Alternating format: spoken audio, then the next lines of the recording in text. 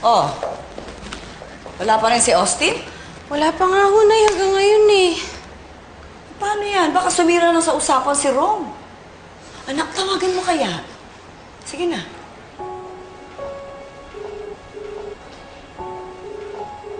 Ma'am? Manang Loleng, nasa na ho si Austin? Kanina pa ho namin hinihintay. Ay, wala ho. Kanina pa siya hinatid ni Ma'am Georgia. Eh, nasan na? Hindi ko alam.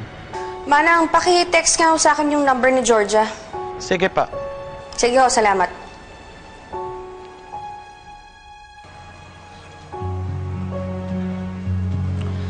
Wala ka ba talagang balak ihatid si Austin kina Emma?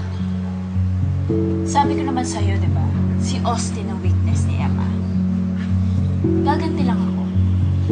Mamatay siya kakahintay. Uy, ano ka ba? Alam mo naman pagdating sa mga bata, walang inuurungan si Emma. Sige ka ba kung ano na naman ang gawin niya sa'yo? Hindi ako natatakot sa kanya. Ba't hindi hinatid ni Georgia si Austin kay Emma? Sir, hindi naman ako tinupad ni Ma'am Georgia ang pinag-usapan ninyo ni Ma'am Emma. Si Georgia talaga, Sir, alam niyo iba-iba ugali ni Ma'am Georgia kay Ma'am Emma. Sana, sir, kayo na lang ulit magkabalikan. Hindi ko iniisip yung Manang.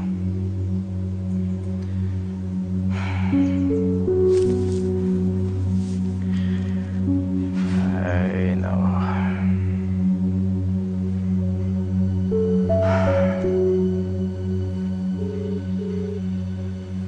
Ang usapan natin, ihahatid mo dito ang bata. Anong magagawa kung ayaw pumunta dyan ni Austin? Hindi tatanggi ang bata pumunta dito kung hindi mo sinusulsulan. Anong gusto mong gawin ko? Kaladkarin ko yung bata papunta dyan? Alam mo, tanggapin mo na kasi, Emma, na hindi ka na mahal ni Austin. Malabo na rin ang mamahalin ka ng bata dahil ako talaga ang gusto mo maging mami. Kung wala kang sinasabing hindi maganda tungkol sa akin, hindi mangyayari to. Pero huwag kang mag-alala. Kayang-kaya ko pang maghintay hanggang bumalik si Austin. Pero ikaw, magpakasaya ka na. Dahil baka gumising ka isang araw, hindi mo nakatabi si Rome at si Austin.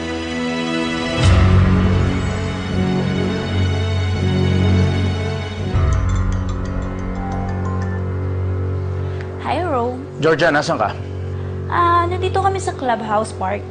Nagyaya kasi si Ba't di Austin. mo hinatid si Austin kay Emma? Pinapahiya mo ako? So, napapahiya ka kay Emma. Sa akin, hindi? Mamayan tayo mag-uusap, okay? Pupunta na lang ako dyan. Ako na mismo maghahatid kay Austin. Bye.